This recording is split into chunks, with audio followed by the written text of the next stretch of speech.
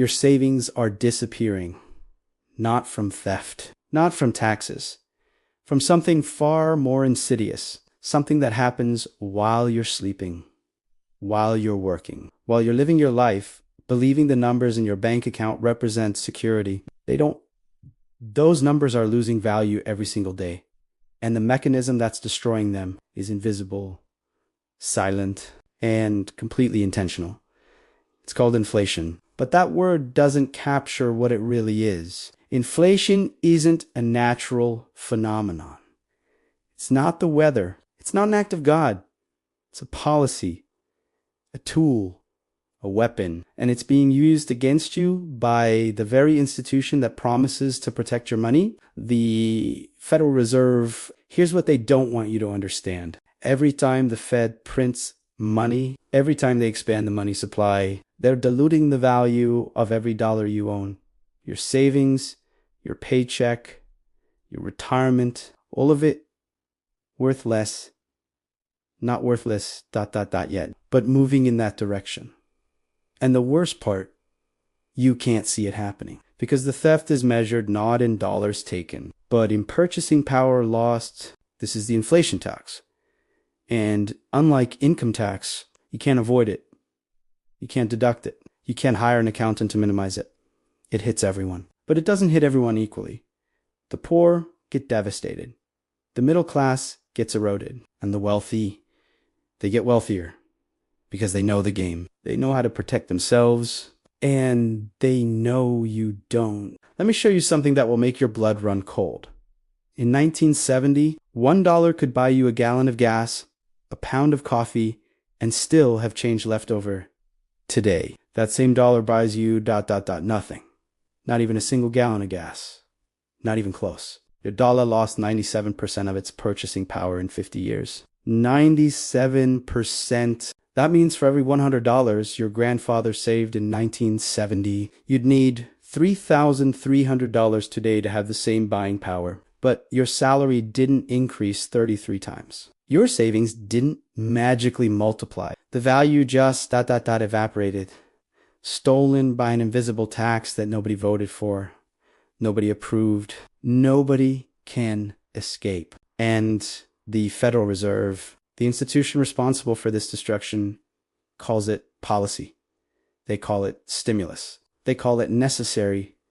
They tell you it's for your own good. That inflation creates growth. That printing money saves the economy. But here's the truth they won't admit. Inflation doesn't create wealth. It transfers it from you to them. So how did we get here? How did America go from the strongest currency in the world, backed by gold, backed by real value, to a system where money is created out of thin air, where the value of your savings depends on the whims of unelected bureaucrats in a marble building in Washington? Let's go back to a time when money meant something, when a dollar was a promise, not a suggestion. For most of human history, money was gold, or silver, or something tangible, something that couldn't be printed, something that held value because it was scarce, because it was real, and for good reason.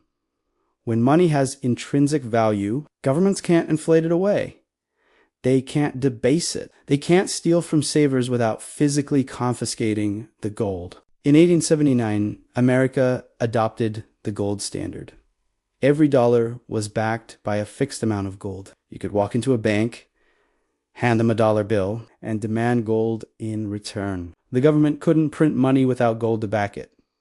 This limited their power, constrained their spending, forced fiscal discipline, and for decades, it worked. The dollar was the most trusted currency on earth because it was backed by something real, something immutable, something the government couldn't manipulate. But governments hate constraints. They hate limits because limits prevent them from spending beyond their means, from fighting wars they can't afford, from buying votes with borrowed money. So they started chipping away at the gold standard, slowly, carefully, until they could break it completely. World War I changed everything. Governments needed money. Lots of it, more than they had, more than they could raise through taxes. So they started printing They suspended gold convertibility temporarily, they said, just until the war is over. But temporary always becomes permanent. And by the time the war ended, the precedent was set. Money could be created, value could be manufactured, and the people would accept it. The 1920s roared. Credit expanded, money flowed. Everyone believed prosperity was here to stay. But it was an illusion built on debt, built on printed money, built on a foundation of sand. And in 1920-9... it collapsed. The stock market crashed, banks failed, the Great Depression began, and people blamed capitalism. They blamed greed. They blamed speculation. But the real culprit was monetary manipulation. The boom that preceded the bust was fueled by easy money. And when reality returned, the pain was catastrophic. Franklin Roosevelt made it worse. In 1933, he confiscated gold, made it illegal for Americans to own. Executive Order 6102, every citizen had to turn in their gold to the government at $20.67 per ounce. If you refused, prison up to 10 years and a fine of $10,000. The government seized private property, declared it illegal, and then after collecting everyone's gold, revalued it to $35 per ounce. Instant profit, instant theft from the people who trusted them. But the gold standard limped on. Internationally, countries could still exchange dollars for gold until they couldn't. By 1971, America was in trouble. The Vietnam War was expensive. Social programs were expensive. And the government had printed far more dollars than they had gold to back. Other countries noticed. France especially. Charles de Gaulle started demanding gold for dollars. Other nations followed, and America's gold reserves started disappearing.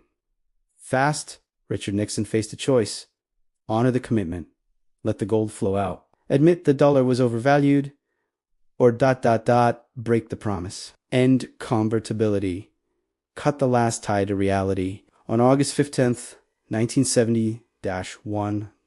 He chose the latter in a televised address. Nixon announced a temporary suspension of gold convertibility, temporary, just like World War I.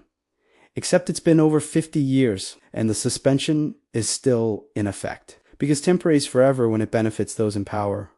That moment, ... that single decision, changed everything. It severed the dollar from any tangible backing. From that day forward, the dollar was backed by nothing but faith. Faith in the government. Faith in the system. Faith that the people printing the money wouldn't abuse the power.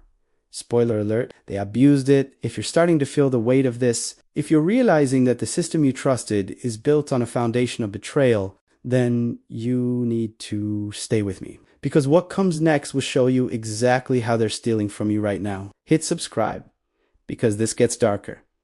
Much darker. After Nixon closed the gold window, the Federal Reserve was unleashed. No more constraints, no more limits. They could print money whenever they wanted, however much they wanted, and they did. The 1970s were a disaster. Inflation raged double digits. At one point, 14% annually. Your savings lost half their value in 5 years. Half gas lines, price controls, economic chaos. And why? Because the Fed was printing to cover government deficits, to fund wars, to prop up failing banks, to paper over problems instead of solving them. Paul Volcker finally stopped it. In 1979, he raised interest rates to 20%. 20%. It was brutal. It caused a recession. Unemployment spiked, but it killed inflation. It restored some semblance of trust. And for a while, the Fed exercised restraint, but restraint doesn't last because politicians always want more spending, more programs, more money for their districts. And when tax revenue isn't enough, ... When voters won't accept higher taxes, there's only one option: print.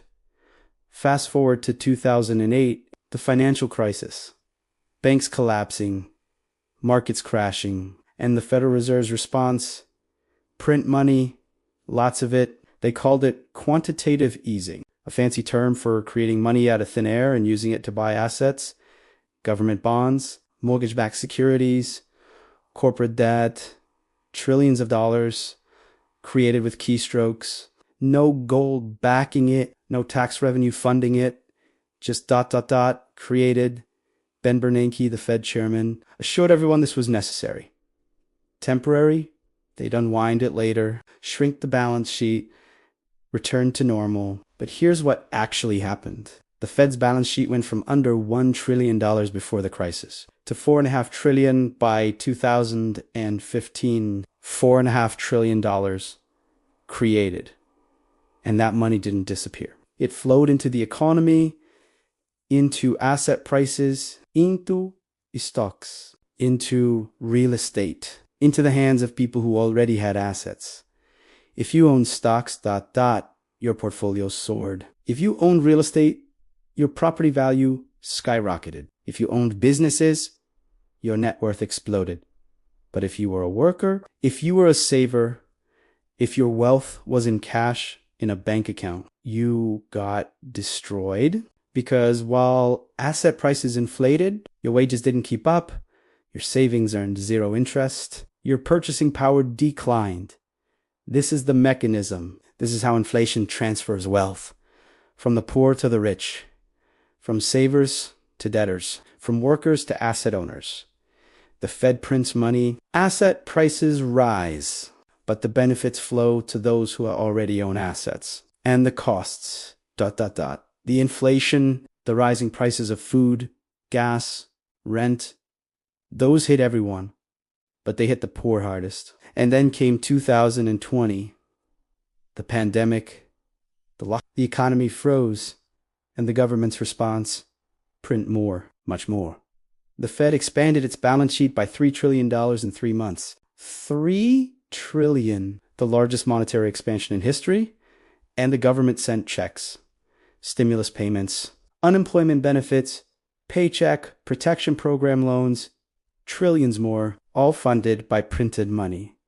And everyone celebrated free money, help for struggling families, economic rescue. But there's no such thing as free money. Every dollar printed is a tax on every dollar already in existence. You just don't see it immediately, you see it later, when prices rise, when your grocery bill doubles, when rent becomes unaffordable, when the dollar in your pocket buys half what it used to by 2021, the M2 money supply ... The measure of all dollars in circulation ... had increased by 40%.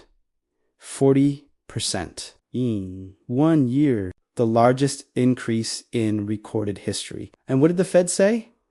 Inflation is transitory. It's temporary. It'll pass. Don't worry.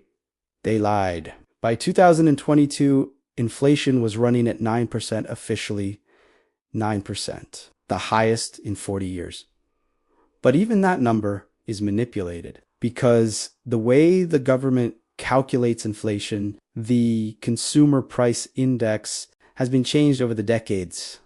Tweaked, adjusted to underreport the real number. In the 1980s, the CPI included housing prices. It included the cost of buying a home. But that made the number too high, too scary, so they changed it. Now it uses owner's equivalent rent, a theoretical number, an estimate of what you'd pay if you rented your home. It's absurd, and it suppresses the real inflation rate. If inflation were calculated the way it was in 1980, using the same methodology, the current rate would be closer to 15%, 15. But admitting that would cause panic, would force action, would reveal the magnitude of the theft. So they hide it behind statistical manipulation, behind methodological changes. Behind lease. And while they're lying about the rate, they're also lying about the cause. They blame supply chains. They blame Putin. They blame corporate greed. They blame anything except the real culprit, themselves, the Federal Reserve, the money printing. The inflation is always and everywhere a monetary phenomenon. Milton Friedman said that, And he was right. You can't print 40% more money and expect prices to stay the same. It's impossible. It's mathematical. But here's what's truly evil. The people running the Fed know this.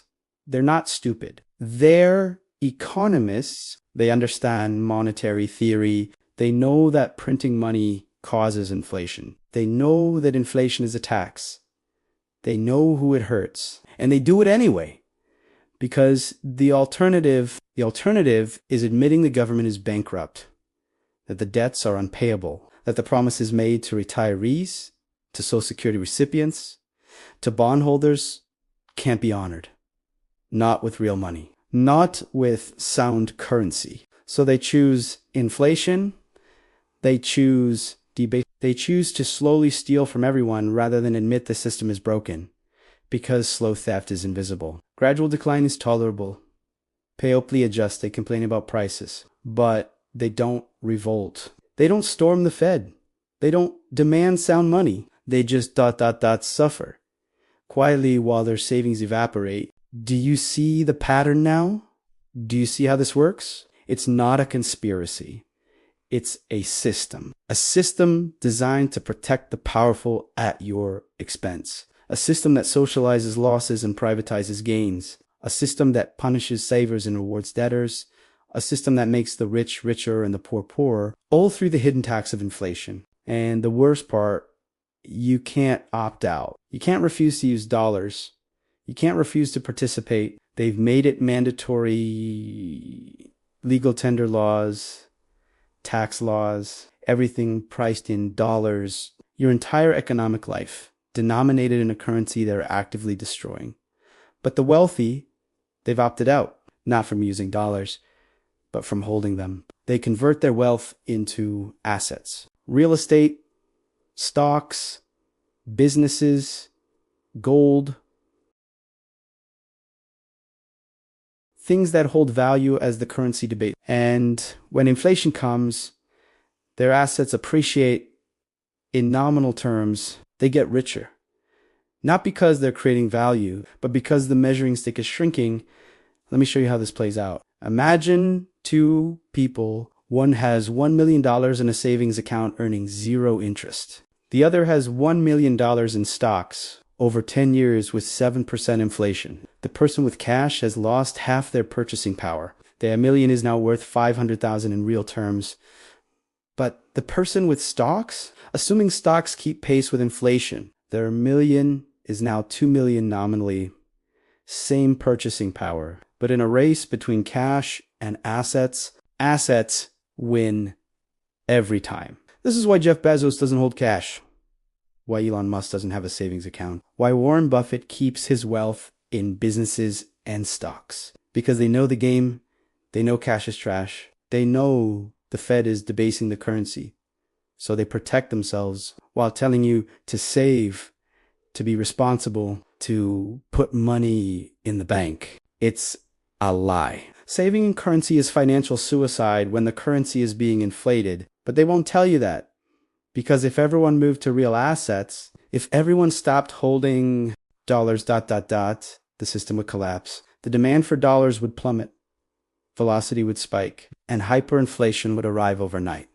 So they need you ignorant. They need you saving. They need you holding cash. Because your loss is their gain. Your destroyed purchasing power becomes their increased asset values.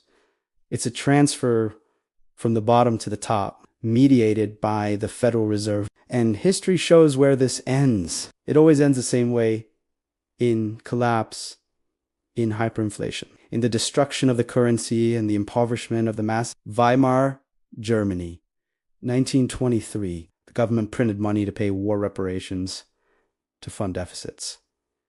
And prices went insane. A loaf of bread cost billions of marks. People needed wheelbarrows of cash to buy groceries. Savings were wiped out. The middle class was destroyed. And from that chaos rose extremism, rose Hitler, rose World War II. Inflation didn't just destroy wealth. It destroyed civilization. Zimbabwe, 2008. Robert Mugabe printed money to fund his government. Inflation hit billions of percent. Trillions of percent. The currency became worthless. People stopped using it, the economy collapsed and millions suffered. Starvation, poverty, chaos, all because the government refused to stop printing. Venezuela, 2016 to present. Maduro printing to cover deficits, to fund social programs, to maintain power. Inflation reached millions of percent. The bolivar became toilet paper. Literally, people used it in bathrooms because it was cheaper than actual toilet paper.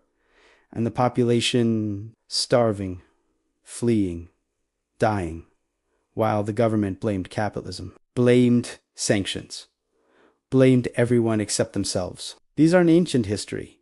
These are warnings. These are what happens when governments choose inflation over responsibility. When central banks prioritize short-term stability over long-term when the printing press becomes the solution to every problem, and America is on the same path. The numbers are smaller, the timeline is slower, but the direction is identical.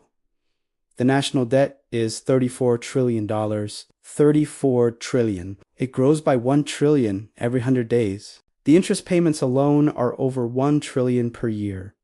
That's more than the defense budget. And rising, there's no way to pay this back. Not with tax revenue. Not with economic growth. The only option is inflation. Print money to service the debt, debase the currency, steal from savers. It's the only politically feasible solution because the alternative is default, bankruptcy. Admitting the promises can't be kept. So they'll keep printing. The Fed will keep expanding its balance sheet. The government will keep spending. And inflation will keep rising. Maybe not 9% every year, but 3%, 4%, 5%, compounding, eroding, destroying your wealth 1 percentage point at a time. And they'll tell you it's normal, that 2% inflation is healthy. That price stability means gradual decline. They've redefined stability to mean theft, redefined success to mean managed collapse. And you're supposed to accept it. To believe that losing 2% of your purchasing power every year is good for you, but 2% compounded is devastating. Over 40 years, a working lifetime. 2% inflation reduces your purchasing power by 55%. 55%. Your retirement savings by half what they should. Your Social Security, if it still exists, is worth half what was promised. Everything you worked for, cut in half by a policy you never voted for. And if inflation runs higher, if it's 3%, 4%, the destruction accelerates. At 4%, you lose half your purchasing power in 18 years. 18 years a generation, gone. So what do? How do you protect yourself when the system is designed to rob you, when the currency is being debased, when saving is punished? You do what the wealthy do. You move your wealth out of currency and into assets. Real assets. Things that hold value, land, buildings, stocks in real companies, gold, silver, Bitcoin, for those who understand it. Things that can't be printed. Things that maintain purchasing power as the currency collapses. But here's the sick reality. Most people can't do this. Most people live paycheck to paycheck. They don't have excess wealth to convert. They don't have savings to protect. They're trapped, forced to hold currency because they need it to survive. And that currency is being destroyed intentionally by the people who claim to protect it.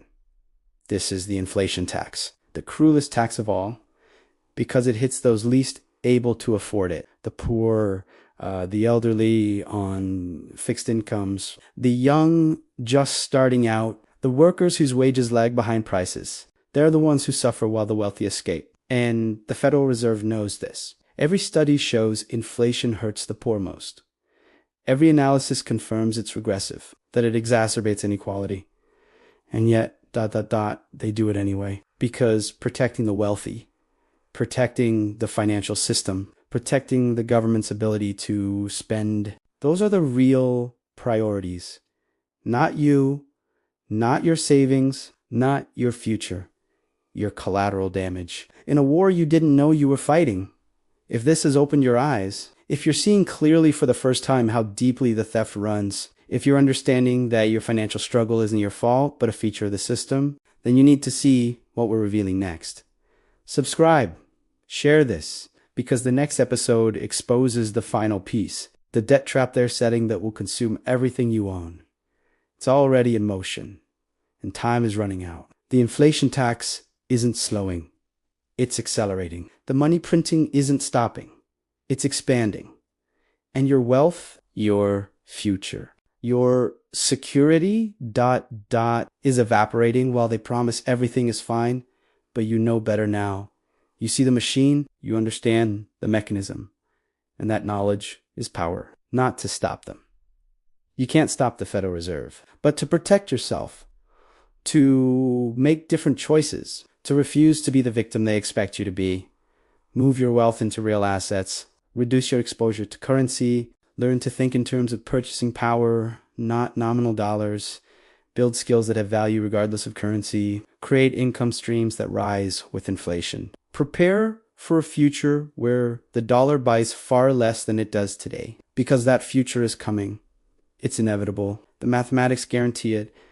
The debt is too large. The promises are too great. The political will to make hard choices doesn't exist. So they'll print and print and print until the currency dies or the system resets. And when that happens, when the inflation tax finally consumes everything, the people who've prepared will survive. The people who ignored the warnings will not. Which one will you be? The choice is yours, but the clock is ticking. Every day you hold currency is another day you're being taxed. Another day your wealth is being stolen. Another day the Fed is winning and you're losing. They're counting on your ignorance, your complacency, your belief that somehow someone will fix this. But no one is coming to save you, new politician. No policy, no reform. The system is working exactly as designed to transfer wealth from you to them, to inflate away the debts, to protect the powerful at your expense. The inflation tax is forever, as long as the Federal Reserve exists, as long as fiat currency exists, as long as governments can print money without limit, your wealth will be under assault. Invisible, constant, relentless, but now you see it, and you can never unsee it. The question is, what will you do?